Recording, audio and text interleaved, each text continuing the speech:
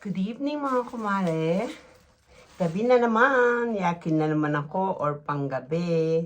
Ito, nagra-rush na naman ako lagi. Kuha ko ng must. Baka makalimutan. And then, ang ating jacket.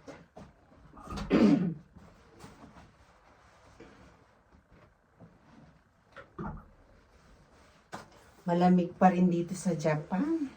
At saka, panay pa rin ang ulan. Kaya, balot na balot pa rin tayo. Ayan. Sabado ngayon.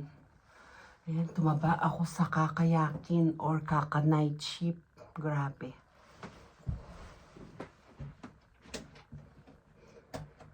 Ayan, magpatay na tayo ng ilaw at aalis na tayo.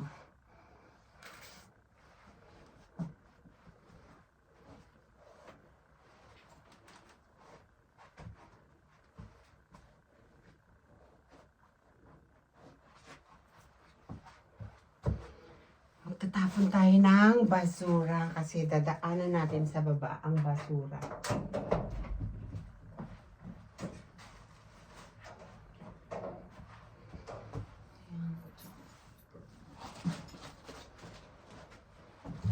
Tabay!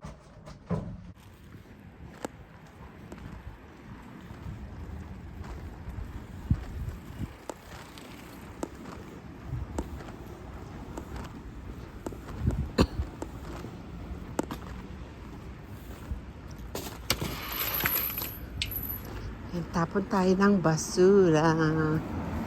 Oops! Para hindi natatambak sa loob ng bahay.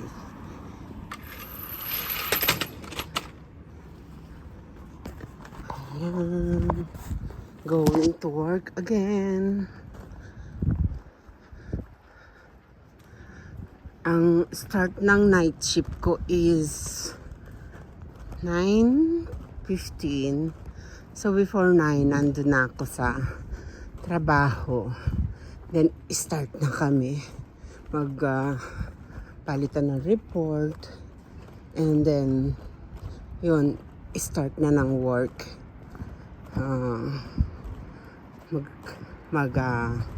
Ano ng mga labada. Magpapaikot ng mga labada. Mag-i-stock ng mga diapers. Ano pa ba, mga tissue, etc. Yan ang trabaho ng yakin sa amin.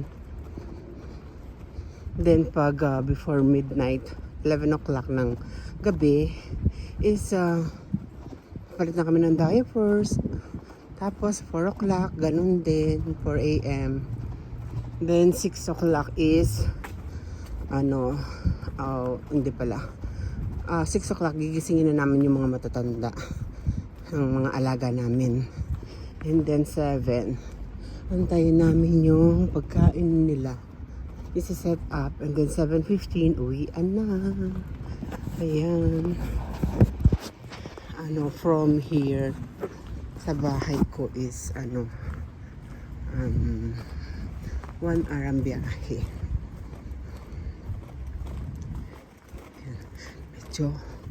Hinaka. Sabi siguro nung nakakita sa akin, ang ginagawa ng babae. Ayun. Wait lang. Ito na mga mare, pangatlong sakay ko na to ng bus. Waiting tayo. Malapit sa work ko. Ito, hihinto. Ayan.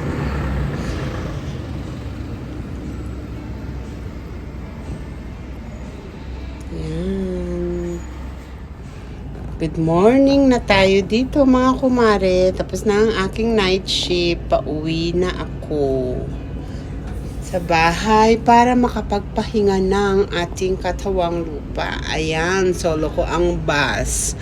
Para ko siyang nirentahan. Kasi mga 8:30 na to ng umaga. Pangatlong sakay ko na to. Pangatlong lipat na. Yan, mga from here 7 to 10 minutes hanggang bahay. Yan, naalis na siya. Ako lang mag-isa ang nakasakay. Solong solo. See, nakikita nyo ba yan? Ako lang talaga. Ayan. May paggabi, ayan, may pilang taxi dyan. Pag Sabado-Linggo, wala ka nang masasakyang bus na late hours, kaya nagta-taxi ako. Pero ngayon, maaga pa, maraming bus, kaya syempre tipid-tipid ng konti. Ayan. Gusto ko dito sa lugar ko kasi medyo malapit sa station ng tren. Tapos, ang daming bus na dumadaan.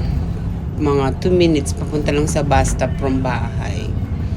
Pero medyo malayo hanggang trabaho. 1 hour ang biyahe ko. Pero okay lang din. Hindi naman siya ganun ka hirap. Ayun lang mga kumare. Good night na sa inyo. Or good morning kasi ako matutulog na after nito. Bye-bye. See you. Thank you for watching.